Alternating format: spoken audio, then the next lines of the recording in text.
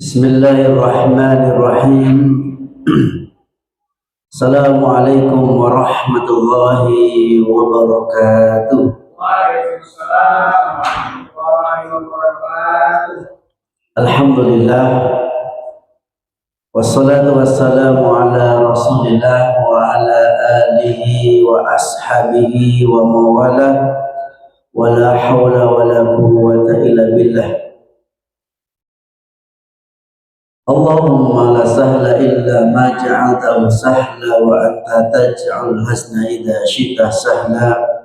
Allahumma anfa'na bima 'allamtana wa 'allimna ma yanfa'una warzuqna ilman yanfa'una. Yaqulu tabarakallahu ta'ala fil kitabil karim. A'udzu billahi minasy syaithanir rajim. Bismillahirrahmanirrahim. Ya ayyuhalladzina amanu taqullaha haqqa tuqatih wa la tamutunna illa wa antum muslimun. Wa qala Nabi sallallahu alaihi wasallam, min husnil islami mar'i tarku ma la ya'ni. Allahumma arhamna bil Qur'an. Ma'asyiral muslimin, tamu-tamu Allah sidang sholat fardu maghrib Masjid Komplek BNI 1 Muhajirin, yang semoga kita semuanya insya Allah calon-calon penghuni surganya Allah Subhanahu wa Ta'ala. Alhamdulillah, tentu kita banyak bersyukur di kesempatan malam hari ini kita sedang berada di taman-taman surga. Di dunia ini taman-taman surga itu cuma ada dua.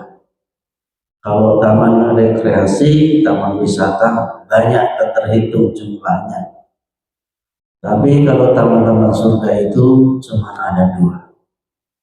Yang pertama kata Nabi SAW, ma baina mimbari wa baiti raudhatun min riyadil jannah. Antara mimbarku dengan rumahku terdapat raudhatul jannah, taman-taman surga. Itu ada di Masjid Nabawi.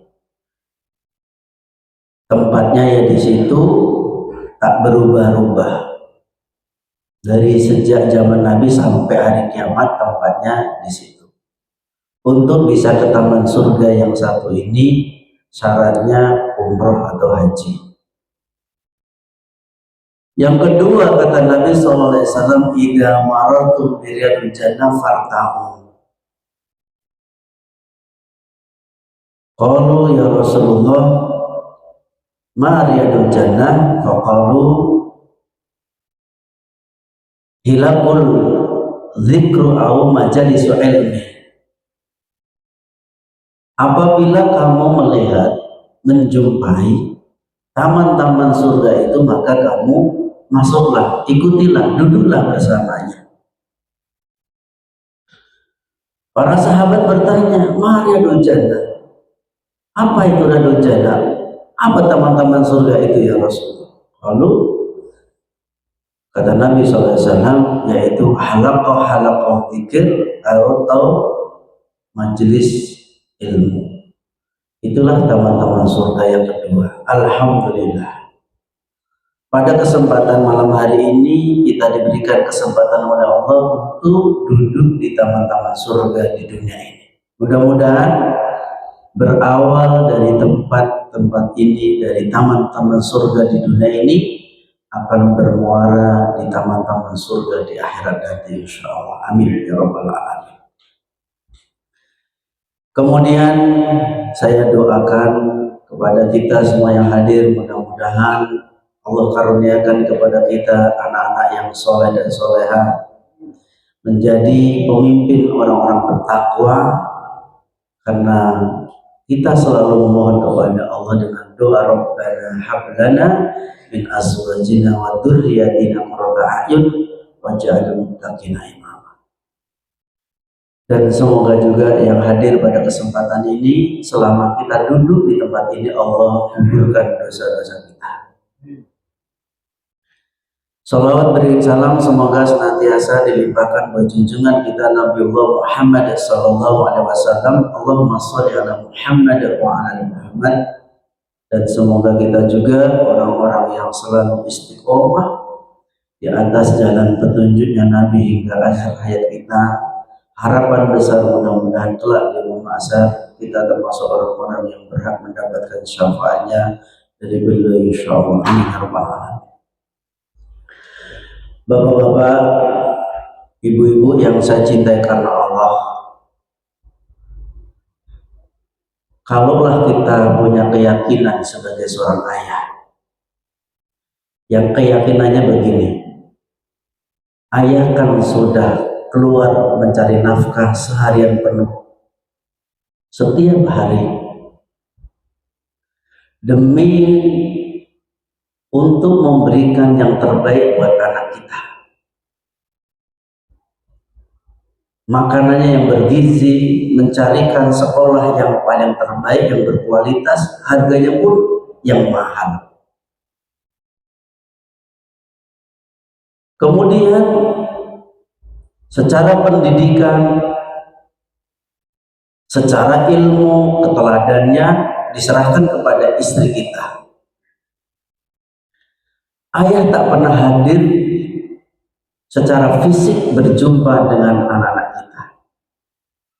Jarang mengawalnya, jarang mendampinginya, jarang ikut andil dalam pendidikannya. Dan kalaupun ada salahnya istri, kemudian suami akan mengatakan, sungguh kamu yang tidak becus dalam mendidik dan mengurus anak. Kalau sekiranya itu ada dalam benak kita, kalaulah tidak semuanya dan kita punya anggapan itu, maka sekali lagi saya sampaikan di forum yang sangat mulia ini, kita sedang menuju gerbang, ya, saya ulang lagi, kita sedang menuju gerbang kehancuran dalam rumah tangga. Dan kita akan siap-siap kecewa menghadapi anak-anak kita dengan berbagai macam tingkah laku yang tidak akan pernah menyenangkan kita, dan dia tidak akan mentaati kita. Karena apa?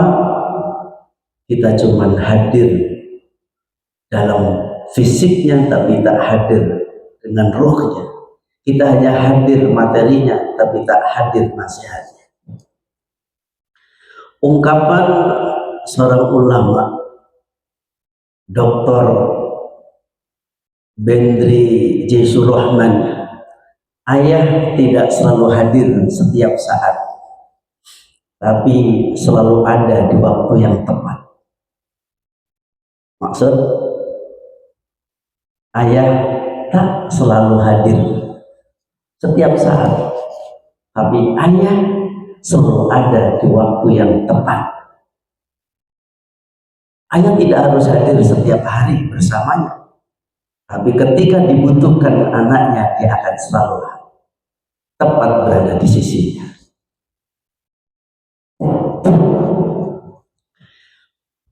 Baik, karena yang hadir ini adalah mayoritas ayah-ayah.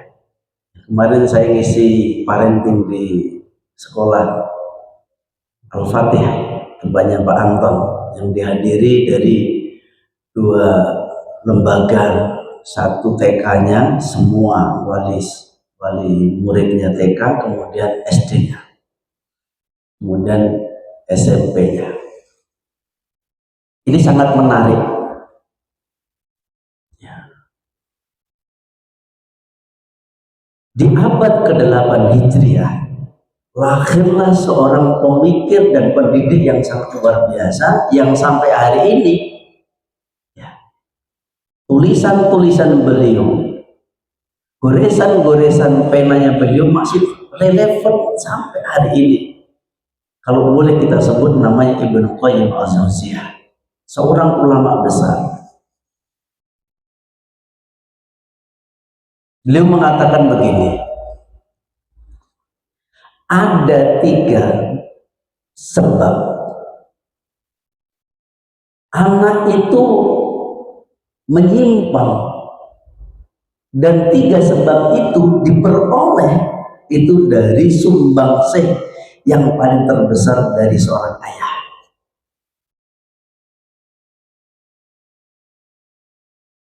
Ini nanti akan bisa kita iakan. Karena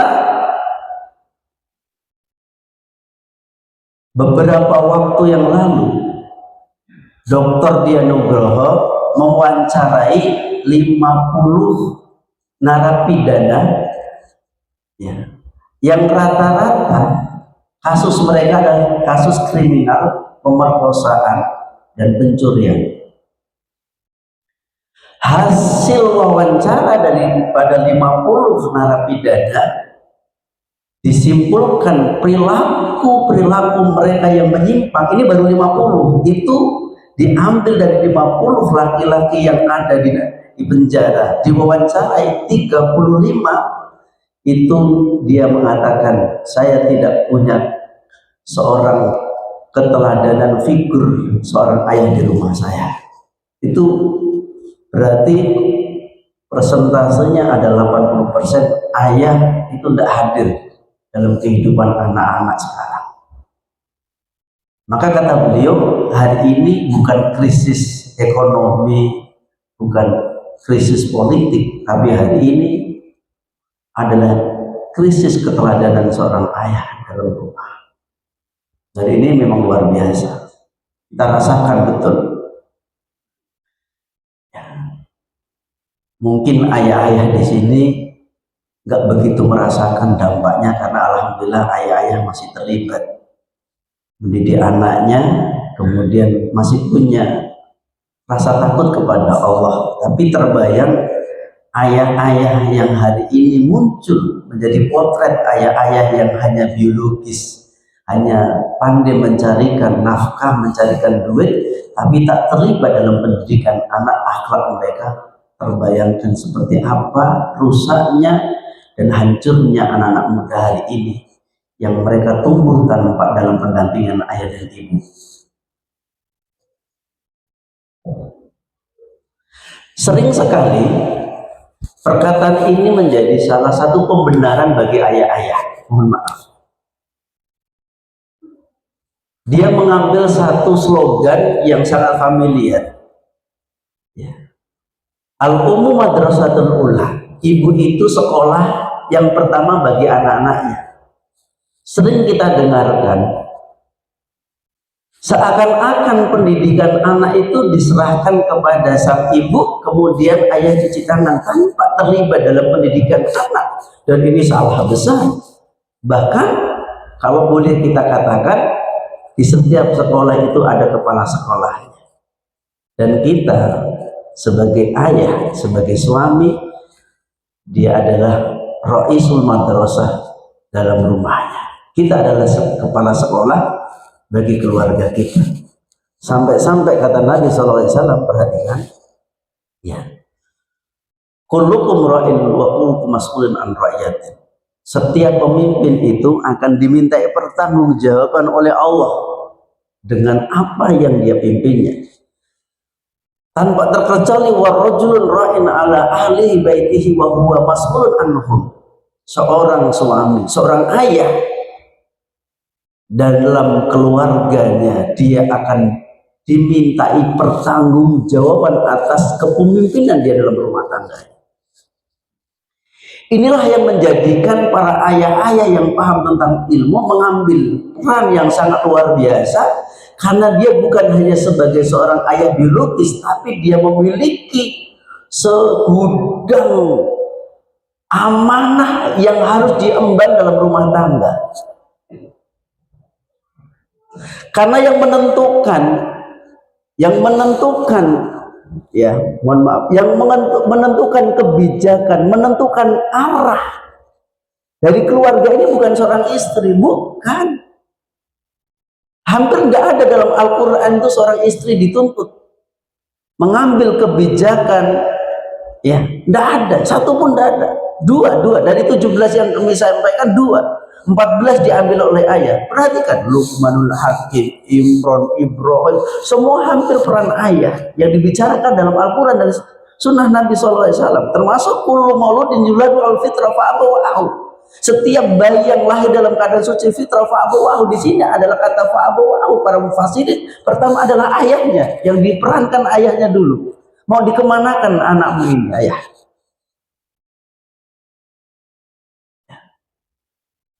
Karena ini sangat penting. Ya. Karena hakikat kehidupan dalam berumah tangga itu sebetulnya ini kata kuncinya. Iya betul, Pak. Ya. Kami menangani kasus demi kasus per hari di tengah-tengah masyarakat tentang keluarga. Itu bukan hari ini karena tidak kurang makan, bukan karena nggak ada kendaraan, bukan karena tidak ada fasilitas rumah. Persoalan hari ini, ya, makom seorang ayah yang disebut dengan rijal qawwam, sebagai seorang qawwam, ayah ini telah bergeser jauh. Hanya sekedar fisiknya hadir di rumah, tapi tak hadir ruhnya bersama anak-anaknya. Ini masalah. Sementara kalau kita tanya anak-anak muda yang ada di pinggir jalan yang sedang hari ini mereka tidak mengenal siapa ayahnya, siapa ibunya, dengan polos ketika ditanya, kenapa kamu berada di sini? Mohon maaf ayah, kalau anak-anak kita, baik laki-laki maupun perempuan, dia di luar rumah lebih nyaman, lebih senang dibandingkan di rumah dia, maka itu masalah besar di rumah kita. Mestinya anak bertemu dengan ayah, bertemu ibu, berada dalam satu tempat, dalam satu naungan, itu mesti akan merasakan nyaman. Tapi kenapa nggak ada kenyamanan? Saya takut jadi orang tua yang otoriter, hanya kata perintah dan tidak pernah memberikan apresiasi, apalagi pelukan, apalagi pujian. Yang ada adalah kata marah. Setiap bertemu dengan ayah yang ada marah, bentakan, kata fi'il amr. Ya, hanya kata-kata yang kasar, tak pernah mengatakan anakku memang hebat, anakku memang soleh, anakku memang prestasi, akhlaknya bagus, kemudian berikan ciuman. Enggak apa-apa. Bahkan saya punya anak SMA yang gadis, itu saya cium biasa. Kenapa? Itu bentuk kasih sayang dan itu dampaknya sangat luar biasa. Ya, ini ajaran Islam. Coba perhatikan ya, coba perhatikan. Ya. Ini cuplikan-cuplikan. Coba perhatikan bagaimana Nabi Shallallahu Alaihi Wasallam dalam memberikan pendidikan buat anak-anak. Jadi Nabi itu begitu sesibuk manusia di atas muka bumi ini, tapi beliau menyempatkan mendidik anak-anak sahabat yang mulai usia belia sampai remaja sampai tua. Dan sikap Rasulullah SAW satu sama yang lain dibedakan cara mendidikan sesuai dengan ukuran umurnya saat itu. Ini penting, Pak. Karena kehadiran ayah itu sangat dirindukan. Maka ada sebuah buku Fatterman, Ayah yang Dirindukan, ditulis oleh seorang pakar parenting Indonesia namanya Ustadz Bedri Cisroman. Itu sangat luar biasa. Kita bisa melihat buku itu yang sangat indah. Lihat, Nabi SAW ketika bersama anak Ibnu Abbas, di saat itu Ibnu Abbas umurnya di Madinah 3 tahun sampai umur 13 tahun bersama Nabi. 3 tahun sampai, karena ketika Nabi diangkat menjadi seorang Rasul, ketika hijrah Rasul ke Madinah, Ibnu Abbas itu baru umur 3 tahun, dan wafatnya Rasul beliau masih umur 13 tahun. Yang satu lagi Abdullah Ibnu Umar. Jadi Abdullah Ibnu Abbas, Abdullah Ibnu Umar. Perhatikan ya. Ketika dia di umur usia yang masih di bawah umur balik, cara memberikan nasihat, mendampingi, yang memberikan edukasi itu berbeda dengan anak seusia remaja. Bagaimana kalau ketika kita punya anak seumur sepertinya punya Pak Abdul Rahim ini? Itu berbeda nanti usia anak yang sudah SMP. Nggak bisa disamakan, apalagi cara memperlakukan sama, kemudian anak perintahnya yang sama, itu nggak sama. Ketika kita salah saja dalam memberikan pesan nasihat, walaupun baik sebaik-baik apapun nasihat, bahkan mungkin berjam-jam kosakata yang kita keluarkan tidak tepat pada tempatnya, apalagi tidak tepat dalam saat momen yang tepat, itu akan menjadi sia-sia, itu akan menguap semua itu kalimat itu. Karena kita tidak tahu momen yang tepat untuk anak itu seumuran SD itu apa. Ini penting, ini Nabi. Coba perhatikan, Nabi saat itu sebelum Abbas dibonceng. Itu seneng, anak itu seneng. Jadi dibonceng oleh Nabi, satu kendaraan dinaiki berdua. Rasul ada di depan, di belakang, Ibnu Abbas taruh di depan. Ini anaknya pamannya, bukan anak kandung. Artinya apa hadis ini saya sampaikan? Agar kita bisa memetik, mengambil hikmah pelajaran dari seorang Rasul ketika dia memberikan keteladanan dalam menasihati atau mendidik seorang anak. Apa kata Nabi SAW? Ya gulam. Ini sebutan kalimat ini penting. Jadi sebelum memberikan pesan itu biasanya ada pujian dengan kalimat-kalimat indah. Jangan langsung ketika, apalagi mohon maaf, ketika anak kita sedang salah ini kita tahu salahnya yang luar biasa salah. Kemudian kita tak sabar, langsung kita mau mengomeli, memarahi. Anda sebetulnya sedang mengeluarkan energi yang sia-sia, tak bermanfaat. Cobalah, anak Anda salah langsung Anda tegur, apalagi depan umum, tidak ngefek itu. Dan itu akan justru melukai hati anak Anda, dan itu disimpan sampai tua. Setiap melihat wajah ayahnya itu ayah yang sangat otoriter, tidak senang melihat ayah. Setiap salah. Setiap melihat kesalahan, salah. Nggak ada yang benar dalam pandangan ayah, yang itu salah semuanya. Itu siap-siap saja kita akan kecewa. Kan banyak ayah yang seperti ini hari ini, memerankan ayah yang seperti ini banyak. Seakan-akan ayah itu menjaga image agar wibawa di depan anak-anak. Yang dilakukan adalah bagaimana frontasi, kekerasan, bukan kelembutan. Itu salah. Lihat Nabi. Kemudian, ya gulam, aku akan memberikan beberapa kalimat kepadamu, semoga Allah akan memberikan kepadamu kebaikan. Jadi kalimat yang akan diberikan itu singkat, padat, tapi dilalui muqaddimah yang indah oleh Nabi. Sehingga anak itu ketika akan dimasuki nasihat itu, hati itu sudah siap dulu gitu loh. Coba bapak menasihati anak sedang marah, kira-kira masuk enggak? Marah, kita marah, anak sedang juga marah.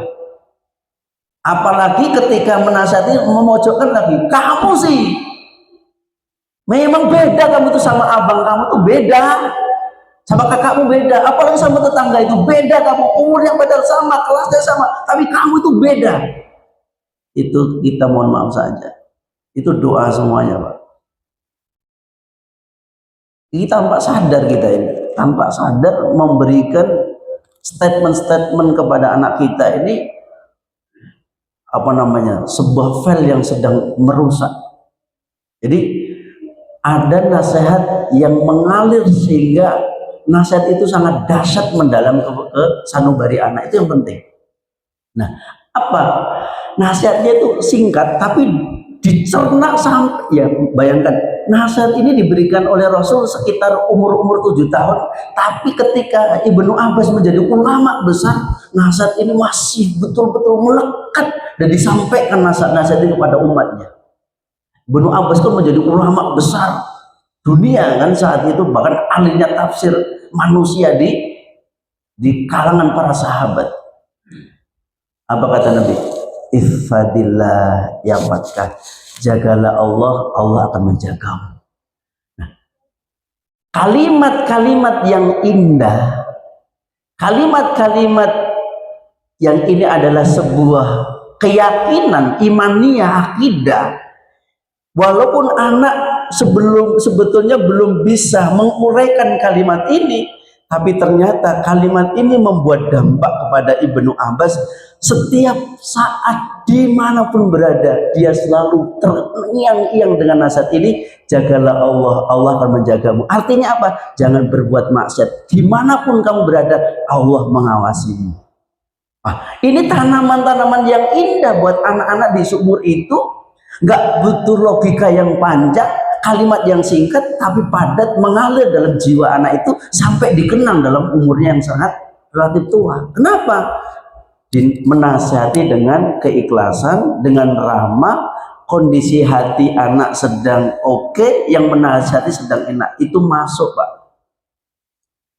Ya para ayah ya, saya juga belajar menjadi ayah yang baik hari ini karena belum ada kata terlambat. Ya, Luqmanul Hakim diabadikan oleh Allah. Itu sebetulnya ujian Luqmanul Hakim itu berat. Ya, Luqmanul Hakim itu anaknya sempat menjadi musyrik seluruhnya loh.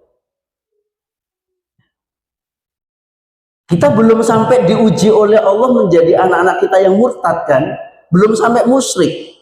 Ini Luqmanul Hakim, anaknya itu musyrik semuanya. Ya, kabarnya anaknya itu 7 semuanya. Wa'lam bishawab, saya yang pasti belum tahu. Tapi dan dia ini bukan seorang pakar hadis, bukan seorang pakar parenting, dia seorang bapak rumah tangga yang biasa, tapi dia punya perhatian yang sangat dalam. Apa yang menjadikan keberhasilan Luqmanul Hakim sehingga menjadikan anaknya berakhir soleh seluruhnya? Karena konsepnya itu diabadikan oleh Allah, yaitu punya hikmah. Hikmah itu kelembutan. Ya coba kita baca ya ayatnya ya, mungkin saya salah.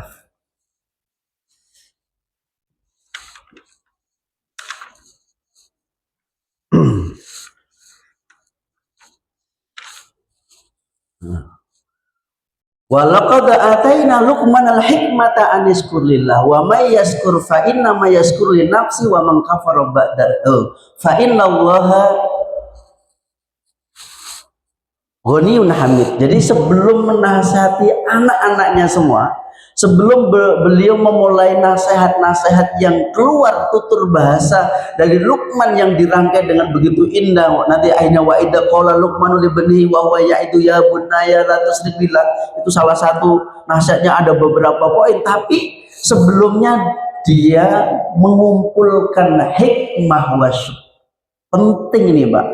Jadi sebelum menasihati anak itu, kalimat-kalimat yang akan dikeluarkan itu kalimat-kalimat yang memiliki ilmu gitu loh, bukan asal-asalkan keluar. Apalagi kalau keluar, yang keluar itu adalah kalimat-kalimat serampangan, kalimat-kalimat mohon maaf menghardik, kalimat-kalimat yang jorok.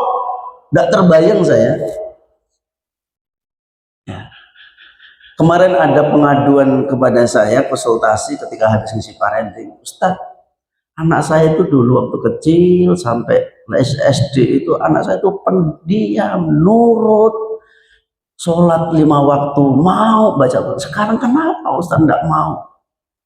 Lupa kalau anak itu ada tumbuh, berkembang, ada pergaulan, ada dampak pengaruh dari orang tua. Ya. Nah, ternyata kesimpulannya ibunya ketat, ayahnya longgar. Ini berbeda nanti hasilnya. Ibunya mendukung, ayahnya nggak mendukung. Ketika tidak tepat waktu, ibunya itu selalu ngomel, tapi ayahnya biarin aja masih anak-anak. Pak, mohon maaf Pak, bahasa ini jangan dikeluarkan lagi. Kalau ada anak kita ini suka HP, anak kita ini suka mencuri, anak kita suka berbohong, yang kita keluarkan ucapan, ah masih kecil enggak apa-apa, nanti kalau besar kan sembuh. Oh Pak, jangan lupa goresan-goresan itu akan melekat sampai dewasa Pak. Kita kan selalu begitu mengatakan, ah enggak apa-apa masih kecil Pak. Mohon maaf, kosakata anak di 0 sampai 7 itu mampu merekam per hari 5.000 kosakata anak itu. Saya ulangi lagi, anak di umur 0 sampai 7 itu mampu merekam dengan baik 5.000 kosakata. Ya, saya pernah membaca biografi 12.000 sahabat, 12.000 ulama-ulama terdahulu hafal Quran belum genap 6 tahun. Kenapa? Itu cukup ditalkin ayah ibunya hafal anak itu, tanpa dia harus membaca. Bayangkan kalau hari ini yang ditalkinkan orang tua setiap hari dengan anak-anak kalimat-kalimat yang Masya Allah, terbayang apa yang akan tumbuh dalam jiwa dan anak itu, Pak. Ini kan tanpa disadari hari ini dengan bangga seorang ayah, aku yang penting ngasih makan, yang penting saya ini memfasilitasi. Oh, jangan begitu dulu. Lihat Luqmanul Hakim, lihat Imran, lihat Ibrahim, lihat Yakub, lihat semua para ulama-ulama. Ayah itu punya peran besar. Karena ayah itu adalah kekuatan. Figur. Maka hari ini banyak anak-anak kehilangan seorang ayah. Ayahnya ada tapi dia merasa kehilangan ayah, nggak punya ayah.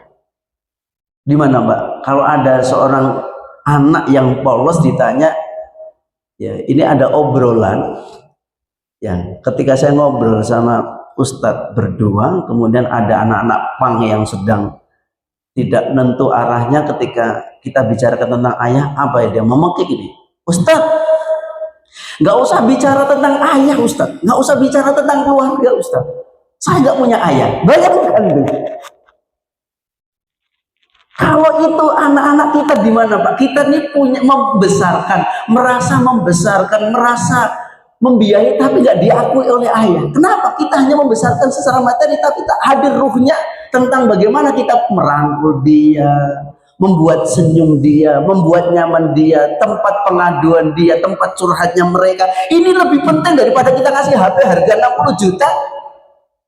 Ya kan? Untuk apa kita ngasih HP yang mahal, mengasih kendaraan yang mahal, tapi ayah tak pernah andil bersama dia. Ketika anak ini sedang dalam posisi yang sedang depresi, stres dengan keadaan, dibully oleh kawannya, nggak ada tempat pengaduan. Sampai saya mengatakan aku lebih baik bunuh diri. Di mana ayahnya? Ya. Hari ini betul, Pak. Korban berjatuhan di mana-mana itu ternyata salah satu dampaknya ketidakhadiran ayah dalam rumahnya. Karena apa? Persepsi yang sudah sangat sangat mendarah daging, ayah itu yang penting cukup mencari nafkah, urusan pendidikan sekolah lah, pesantren gitu. Ingat, ya. 60% itu ayah dan ibu, 40% dibagi dua. 20% sekolahan, 20% itu lingkungan, teman.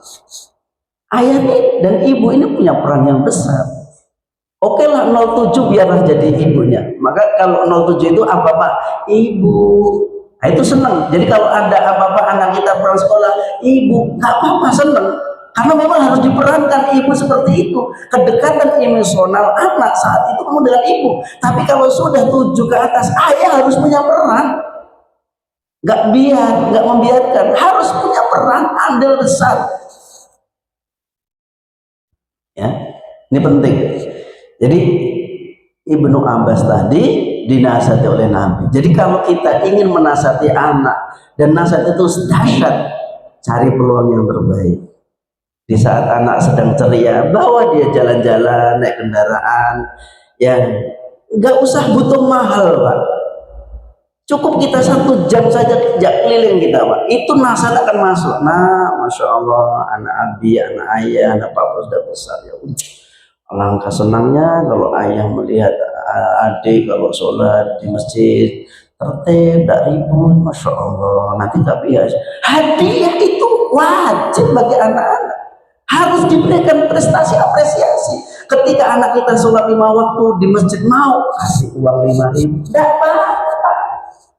Orang-orang tua jadi kasih hadiah senang, apalagi anak-anak. Coba bapak setiap hari ke masjid kasih uang 100.000, senang tidak kira-kira? Semangat tidak? Semangat, apalagi anak. Ketika nanti baca Al-Quran habis maghrib, kasih ciuman, masya Allah anak ayah. Itu masya Allah, Pak. Senang. Nah, hal-hal yang seperti itu hadirkan dalam diri ayah sebentar saja. Makanya tadi ayah tidak harus selalu hadir tepat waktu, tapi ayah setidaknya ada di hati anak-anak di waktu kapanpun. Maksudnya tahu, Pak? Tidak harus hadir, tapi nasihatnya itu hadir. Nih, saya ingin sampaikan satu hal, kisah. Ya. Umar bin Abdul Aziz seorang khalifah yang memiliki kesibukan paling sibuk di muka bumi. Kekuasaannya sepertiga dunia. Sementara jarak antara anaknya dengan ayahnya itu Mesir dengan Madinah, Pak. Jauh ribuan kilo. Dan anaknya 11, bapaknya sibuk. Itu dicarikan guru sampai sampai Umar mengatakan, kami mohon setiap pekan tulis perkembangan anak saya dan laporkan buat saya. Pernah kita begitu? Pernah Bapak punya buku? Ya alhamdulillah saya ditakdirkan oleh Allah memiliki satu buku yang sekarang sudah penuh. Itu goresan saya bersama istri dan anak saya. Setiap ada kebaikan istri saya, ada kebaikan anak saya, perkembangan kebaikan saya tulis. Jadi ketika saya marah, yang saya lihat itu kebaikan mereka semuanya, nggak ada cacat. Sehingga timbul kita ini semangat untuk terus membersama mereka. Ya, jangan yang buruknya yang di zoom, yang baiknya di skip, jangan. Yang buruk itu dihilangkan, yang baik itu yang di zoom. Baik, istri baik, anak baik. Itu akan memberikan dampak yang sangat luar biasa terhadap kita. Ya. Jadi saya tulis, oh perkembangan anak saya di tahun ini si Mas Faris ini prestasinya. Nah, kalau nanti kok ada kemudian tidak ada perkembangan yang baik kemudian menurun, saya akan evaluasi di mana letaknya, di istri saya atau di saya atau di pesantren anak saya dapat pergaulan. Oh, saya telusuri, saya sudah ketat bersama anak yang sekarang di Yaman ini, ketatnya minta ampun saya. Ya wajarlah kami seorang ustadz, istri saya seorang ustadzah, pengen anaknya yang paling best, ketat. Tapi ternyata masya Allah, Nabi Nuh saja anaknya bisa durhaka gitu kan. Tidak semua anak ustadz jadi orang baik, tidak, tergantung bagaimana juga pola pendidikan. Ada yang mengatakan anak ustadz pasti nanti juga ada aja anaknya ustadz. Oh enggak, anaknya orang biasa jadi ustadz banyak, anaknya ustadz malah jadi garong juga banyak. Karena jangan salah. Nah, setelah saya telusuri anak saya di rumah nggak ada masalah. Umi sama Abi perhatian, uang jajan nggak pernah. Saya tanya sama kepala mudir mahatnya, selalu saya hadir setiap seminggu sekali, hadir suara saya menanyakan tentang kabar anak saya. Oke, nggak ada masalah, prestasi naik. Tapi kenapa anak saya ini menjelang di umur 17-18 itu dahsyatnya luar biasa. Sampai pernah besok mau ujian kabur 3 hari. Dan termasuk salah satu 50 siswa yang terakhir yang tidak lulus anak saya. Saya telusuri ternyata dikena pergaulan, Pak. Nah ini penting, jangan abe. Oh sudah saya pondokkan, selesai di pondok. Oh jangan salah, kalau di pondok itu ada geng-gengan juga. Ternyata di sini saya telusuri kenanya di mana. Oh ternyata anak teman kawannya begini-begini, suka perokok, temannya suka begini-begini. Udah saya cut di situ. Saya nasihati, saya bawa pulang, saya buat kalimat-kalimat yang sangat indah dan tulus. Itu belum berubah Pak dalam waktu 3 bulan, terus masih memuji sampai akhirnya saya menyerahkan, ya Allah saya bertawakal, saya berikhtiar, saya serahkan. Tapi alhamdulillah di puncaknya dia ada problem dengan kawannya, problem dengan macam-macam, yang teringat adalah nasihat kita semuanya. Oh betul kata Abi saya, kalau begini dampaknya begini, kalau begini dampaknya begini. Dia langsung memutuskan, waktu itu dia di Jawa pulang, Abi Mama nggak pengen sekolah di Indonesia. Kalau pengen di Indonesia, selama saya bergaul dengan kawan-kawan saya, pasti saya rusak. Tolong Abi carikan saya perguruan tinggi di luar negeri. Nangis saya Pak, nangis saya. Kenapa? Itu sudah permintaan dia, berarti ada rasa ingin dia ada perubahan. Betul, sampai di Yaman. Setiap menelpon Abi bersyukur walaupun tempatnya kering, kersang, tak ada makanan seperti Indonesia. Di sana aja listrik cuman hidup 8 jam, mati 8 jam. makanan seadanya. Tapi kata anak saya itu, sayalah orang yang paling bahagia. Kenapa? Saya dapatkan di sini iman, bukan mendapatkan nutrisi dan pergaulan. Berarti anak sudah sadar. Ini penting. Kenapa? Hadirnya orang tua ternyata dikenal. Nah, ini ayah, kita punya peran ya. Jangan terlambat ya. Karena kalau sudah terlambat nanti anak-anak kita sudah menjelang pernikahan, udah bukan kita lagi yang banyak bertanggung jawab, udah keluarganya masing-masing. Tapi ingatlah, ayah akan mendapatkan kejutan-kejutan nanti di surga ketika kita sudah mengupayakan berikhtiar semaksimal mungkin. Benar. Baik, yang kedua, tadi ketika anak ya Pak ya, solusinya kalau masih punya anak kecil, ketika mereka ini taruhlah ada masalah, sering ada diajak jalan-jalan. Yang modal-modal uang 10.000 lah, modal 50.000 paling banyak, belikan makanan, dibawa ke pohon apa namanya, kebun sawit sambil duduk cerita-cerita, itu jauh lebih mengena daripada dibawa anak kita ke mall-mall ya, ke tempat-tempat belanja yang mahal. Mau menyisip nasihat tidak bisa, kita sedang di mall. Yang apa yang dilihat adalah perak-perik kehidupan dunia yang sangat menyenangkan dan menyeluruhkan. Ajak mereka ke sungai, ajak mereka ke pemakaman, duduk sebentar di depan pemakaman. Nah, Masya Allah, ini dulu adalah orang-orang yang hebat, dia hidup. Sentuhkan hatinya, sentuhkan akhirat ya. Kalau ada api, nah Masya Allah, api ini belum seberapa, nah nanti di neraka itu api itu yang menyala-nyala ini 70 sekian panasnya, nak disentuhkan dengan akhirat. Kalau ada sungai mengalir, nah sungai ini belum ada apa-apa dibandingkan nanti, nah ketika kita nanti di surga, airnya mengalir itu adalah Masya Allah seperti madu, seperti susu. Ceritakan kisah-kisah yang indah dalam benak anak itu melekat, tidak akan hilang itu ya. Baik, bagaimana kalau anak itu sudah remaja ya, sudah balik? Ini teori yang dipakai oleh Rasul kepada Abdullah bin Umar. Bukan lagi diajak jalan-jalan, sentuhan-sentuhan fisik. Ini penting. Dan muatan-muatan yang disampaikan saja itu bukan muatan-muatan anak-anak lagi. Kalimat-kalimat yang tersampaikan oleh Nabi adalah kalimat-kalimat yang luar biasa. Perhatikan ya, ketika dia duduk bersama Abdullah Umar, sambil pundaknya sambil dipijat-pijat ke belakangnya.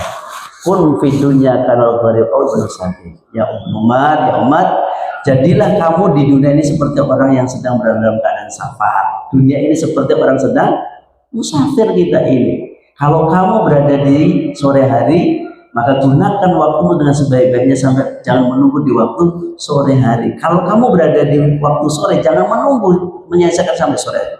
Gunakan sehatmu sebelum datang sakitmu, gunakan hidupmu sebelum matimu. Nasihatnya menyentuh di umur remaja, sudah seperti itu mestinya yang diberikan.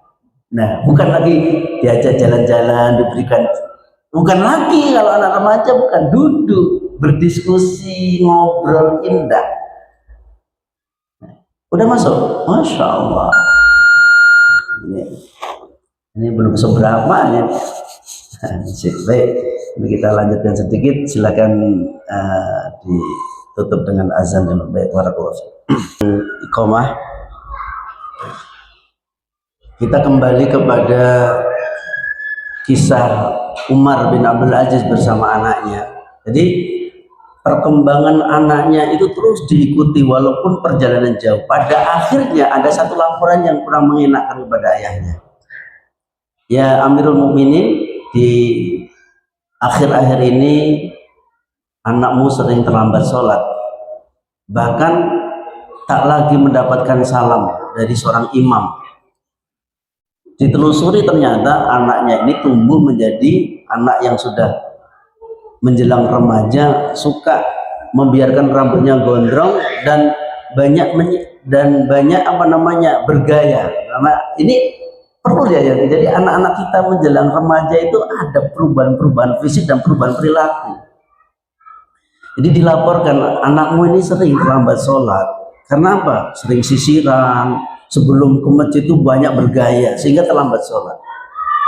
Setelah mendapatkan laporan ini, antara Mesir dengan ya Madinah yang jaraknya jauh, langsung mengirim surat ulang. Kalau begitu, ya dia langsung mencari tukang cukur dari Mesir, dibawa ke Madinah, dicukur gundul. Nah, apa kata anaknya? Masya Allah, ayahku jauh dalam pandanganku, tapi dekat dalam hatiku. Ini penting. Jadi kalau ada anak seperti ini, berbahagialah, berarti hanya jauh secara fisik tapi ruhiyahnya itu dekat, sebagaimana Ismail bersama Ibrahim yang jaraknya antara Madinah dengan Palestina yang jauh, ya Mekah dengan itu jauh. Begitu datang, tahu-tahu mau menyembelih, tapi jawabnya, ya abati fa'al ma tu'mar satajidun insyaallah. Wahai ayah, kalau itu memang perintah Allah, itu bukan kalimat yang begitu spontanitas keluar dari anaknya tanpa ada sandaran akidah, kedekatan emosional dengan ayah. Tidak hadir fisiknya, tapi setiap hari, ya Ibrahim selalu menyempatkan mendoakan anak setiap waktu yang tepat. Itu penting, kontak hati itu. Ya, kemudian, ya ini sebagai penutup, apa yang kami sampaikan di awal, dari semua ya fenomena-fenomena, ya realita yang kita hadapi, jebakan-jebakan iblis yang begitu menyasar anak-anak muda yang hari ini korban berjatuhan ribuan bahkan jutaan anak-anak muda yang mohon maaf saja obatnya begitu sulit hari ini tanpa hadirnya ayah. Ya obatnya bukan minuman, tapi hadirnya ayah, hadirnya seorang sosok ayah itu obat dari segala obat bagi anak-anak yang hari ini sedang tak dapat jalan yang terbaik. Maka Ibnu Qayyim tadi mengatakan, ya pangkal kerusakan itu tiga. Yang pertama, kelalaian ayah. Ayah lalai, ayah abai, ayah tidak memperhatikan dia dengan siapa, bergaul dengan siapa. Mohon maaf, ya masih ingat di pandemi kemarin di Kabupaten Ponorogo, ya hamil 1 bulan anak SMP itu sampai mendekati angka 1.300, bayangan, satu kabupaten, dan itu dilakukan anak-anak SMP. Coba bayangkan Pak, angka yang sangat mengerikan, ya, hamil di luar nikah. Kalau di Pekanbaru itu masih lumayan lah, dari 10 gadis di Pekanbaru 7 yang tidak perawan. Itu Pekanbaru loh. Kenapa mereka melakukan seperti itu? Karena memang nggak ada yang menjadi rambu-rambu panduan ini boleh atau tidak boleh, itu nggak ada terlintas nasihat-nasihat ayah, sehingga dia akan melakukan apapun dia lakukan. Sebeda dengan seorang Yusuf yang jauh antara Mesir dengan Palestina. Yusuf digoda oleh Zulaikha, ya seorang laki-laki yang tampan, hasrat seksnya naik ke puncak. Begitu Zulaikha ingin menangkap peluang itu dan mengajak berbuat zina kepada Yusuf, hadirlah ayah itu di dindingnya itu. Ayahnya hadir, sosok wajah ayahnya itu hadir, seakan-akan, ya Yakub mengatakan, wahai Yusuf, jangan kau lakukan itu nak, itu salah, engkau seorang nabi nak. Padahal ayahnya jauh, tapi nasihatnya hadir. Kenapa? Ketika kebersamaan dulu Yusuf sebelum dibuang, sebelum menjadi budak, itu selalu ayahnya hadir memberikan nasihat. Ini penting, ya. Kemudian yang kedua, yang menjadikan anak ini menyimpang dari jalan yang benar, dari jalan fitrahnya, yang kedua, ayah menyumbangkan 75%, yang kedua adalah tidak mendidik dalam agama dan tauhid. Jadi penting, pendidikan agama ini nomor 1. Nggak ada rumusnya anak jadi soleh dan soleha itu dibesarkan di mal-mal. Bahkan mohon maaf, naudzubillah min dalik, kalau anak-anak kita kerjanya kalau malam keluyuran dan tidak ada hasil survei pendidikan terbaik di waktu malam. Kalau malam dia keluyuran, hasilnya apa kira-kira Pak? Nggak ada, pendidikan tuh nggak di sana. Bersama kawannya main HP di pojok sana pojok sini, kemudian pulang-pulang jadi anak yang soleha, menangis mendoakan orang tua, Robir Feli wali walidayah. Nggak akan hadir itu semuanya. Ya.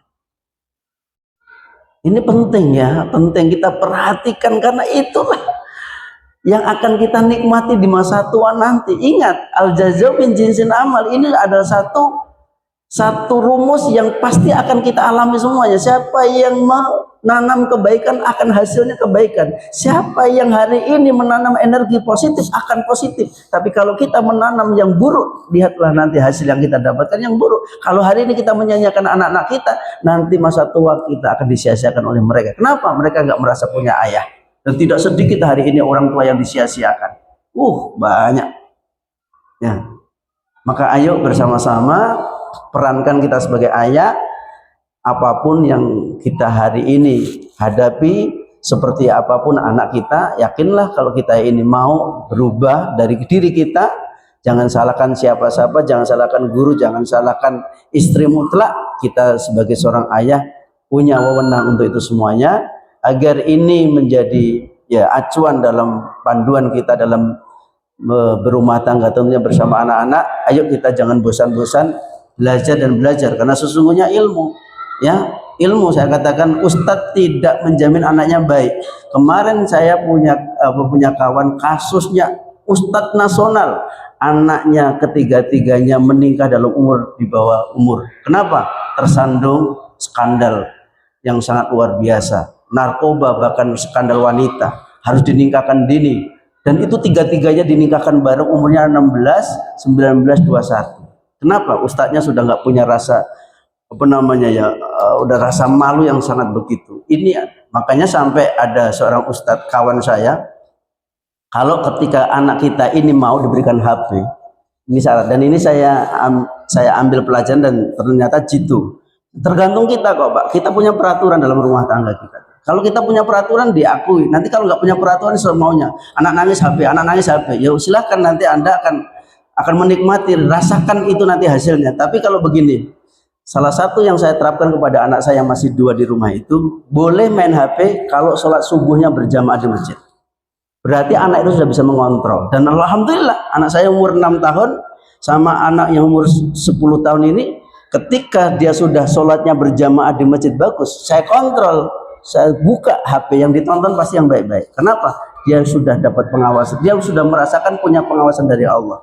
Jadi tesnya begitu, boleh anak main HP, tapi coba 5 waktu sholat itu sudah di masjid. Kalau itu sudah boleh. Baik, itu yang bisa kami sampaikan. Mudah-mudahan dari pemaparan yang kami sedikit, tentunya kita yang sering hadir adalah ayah-ayah, dan ini belum ada apa-apanya kalau kita kupas secara mendalam dalam parenting keluarga ini. Ya, harapannya sih istri kita hadir, masyarakat hadir.